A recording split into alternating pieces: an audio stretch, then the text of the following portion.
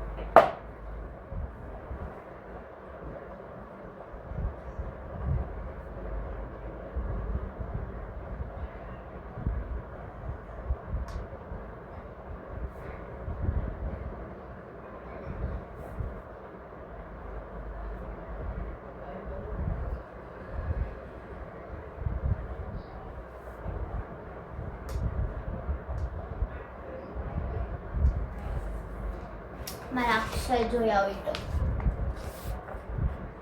Vacation પછી એટલા ઘટ્યા.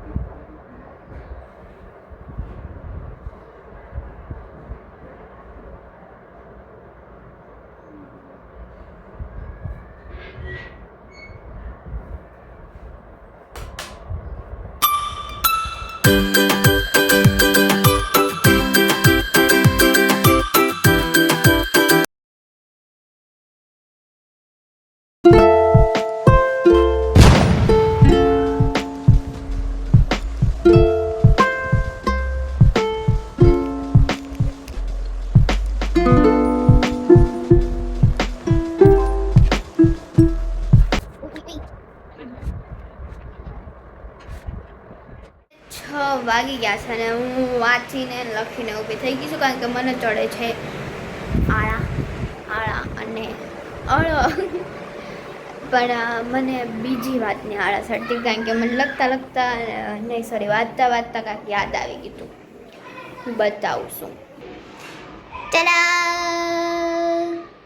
This is the ice cream.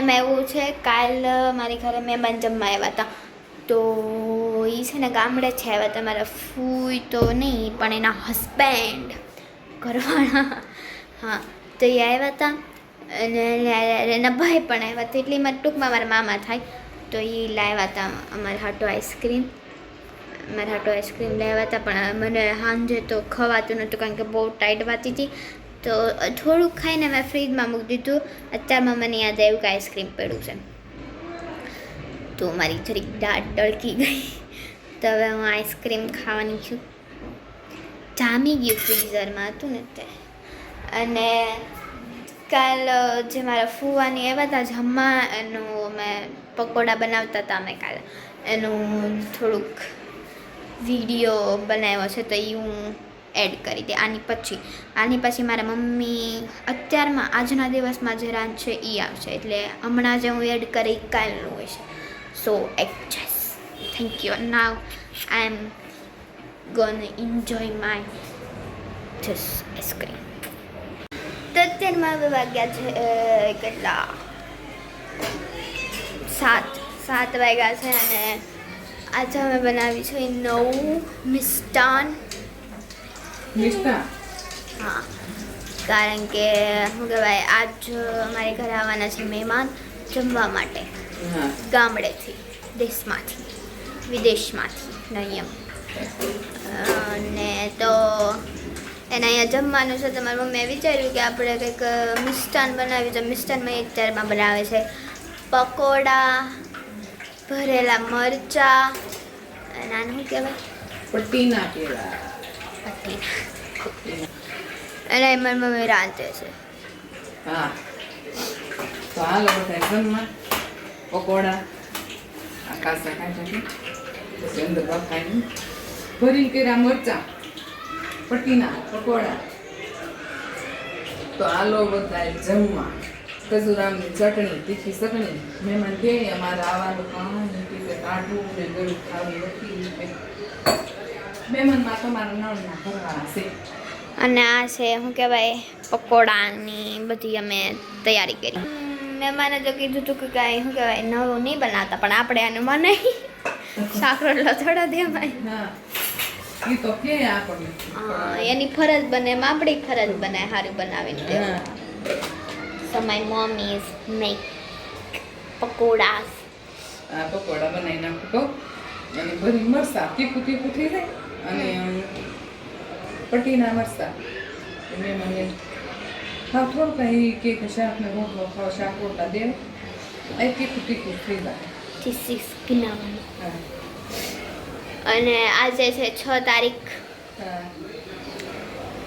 तो स्कूल हमारी शुरू થઈ गई है आज से मेरी स्कूल शुरू हो गई है जबकि आज हम नहीं गए थे हम कल जाने वाले हैं तो हम कल सुबह 6 बजे उठने वाले हैं तो व्लॉग बन છે તો બનાવીશ જોઈએ ત્યારે બાય બાય તો આજ માટે આટલું જ હતું આજે લાસ્ટમાં ક્લિપ પછી કાલની હતી એ મેં પહેલાં કહી દીધું હતું અને હવે તો કંઈ નવું છે નહીં એટલે હવે વ્લોગનું એન્ડ કરી નાખી કારણ કે અત્યારમાં વાગી ગયા છે 8 અને હવે મારે બેસવાનું છે જમવા બેસવાનું છે હા તો જો તમને આ વ્લોગ ગમ્યા હોય તો લાઈક કરજો શેર કરજો અને સબસ્ક્રાઈબ કરવાનું ભૂલતા નહીં આપણે બધા મળીએ નવા વ્લોગમાં આ વ્લોગમાં તો કાંઈ ખાસ મજા નહીં આવી હોય પણ કારણ કે લેટ ચાલુ કર્યું હતું ને તો મને મજા નહોતી આવી પણ કાલથી હું સારો વ્લોગ બનાવીશ કંઈક ઇન્ટરેસ્ટિંગ બાય બાય